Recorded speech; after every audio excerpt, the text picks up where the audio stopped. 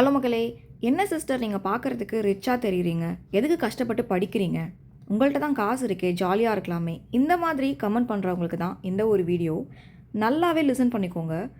மணி இருக்குது அப்படிங்கிறதுக்காக பேஷன் எதுவுமே இல்லாமல் இருக்கணும், கோல் அச்சீவ் பண்ணணும் அப்படிங்கிற ஆசை இல்லாமல் வாழணும் அப்படின்னு சொல்லிட்டு எந்தவித அவசியமும் கிடையாது. என் அப்பா அம்மா கிட்ட சொத்து இருக்கிறது, என் ஹஸ்பண்ட் ஏர்ன் பண்ணி என்னை நல்லா வச்சுருக்கிறது எல்லாமே அவங்களுடைய சம்பாத்தியத்தில் நான் வாழ்ந்துட்டுருக்கேன். எனக்காக ஒரு ஐடென்டிட்டி நான் உருவாக்கணும் அப்படின்னா அதுக்காக நான் கஷ்டப்பட்டு தான் ஆகணும். எதுவுமே இல்லாமல் ஏழ்மையில் இருந்து கஷ்டப்பட்டு படித்து முன்னேறவங்க நிறையா பேர் இருக்காங்க. அப்படி இருக்கும்போது வசதி இருந்து அதை நான் பயன்படுத்திக்கலை, அந்த வசதியை என்னுடைய தேவைக்கான ஆப்பர்ச்சுனிட்டியாக நான் மாற்றலை அப்படின்னா இவ்வளவும் இருக்கிறது வேஸ்ட்டாக தான் நான் கன்சிடர் பண்ணுறேன். இந்த காம்படேட்டிவ் ஜேர்னியில் நிறையா பேர் மேரேஜ் ஆனவங்களாக தான் இருப்பீங்க. வேலைக்கு போயிட்டு வீட்டையும் பார்த்துட்டு கஷ்டப்பட்டு படிக்கிற மென் அண்ட் விமன் நிறையா பேர் இருப்பாங்க. ஆனால் சுற்றி இருக்கவங்க என்ன சொல்லுவாங்க, உனக்கு எதுக்கு படிப்பு, நீ எதுக்கு இத்தனை வயசில் படிக்கிற, குழந்த இருக்குது, அதை பாரு இதை பாரு அப்படின்னு சொல்லி முன்னேற விடாமல் என்னென்னமோ சொல்லி நம்மளை ஆல்ரெடி நம்ம முடியுமா அப்படிங்கிற சந்தேகத்தில் இருக்கும்போது இன்னுமே டவுன் பண்ணுறதுக்கு தான் ட்ரை பண்ணுவாங்க.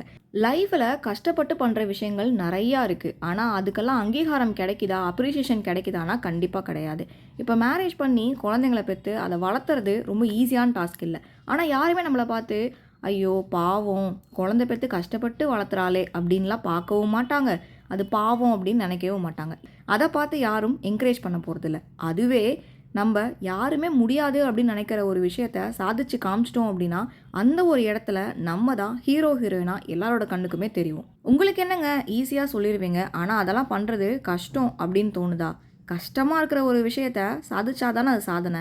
முதல் தலைமுறையாக முன்னேறது தான் கஷ்டம். நம்மளை அடுத்தடுத்து ரோல் மாடலாக எடுத்து மொத்த தலைமுறையுமே மாறிடுவாங்க. உங்கள் வீட்டில் நீங்கள் தான் காம்படிட்டிவ் எக்ஸாமுக்கு படிக்கிறதுக்கு இனிஷியேட்டிவ் எடுத்திருக்கீங்கன்னா எந்த ஒரு சூழ்நிலையிலுமே உங்கள் ஆசையை நீங்கள் விட்டுறாதீங்க. ஃபினான்ஷியலி குடும்பத்தில் பிரச்சனை இருக்குன்னா பார்ட் டைம் ஃபுல் டைம் வேலைக்கு போனாலும் கூட எந்த அளவுக்கு உங்களை புஷ் பண்ணி எக்ஸாமுக்கு ப்ரிப்பேர் ஆக முடியுமோ ஆகுங்க.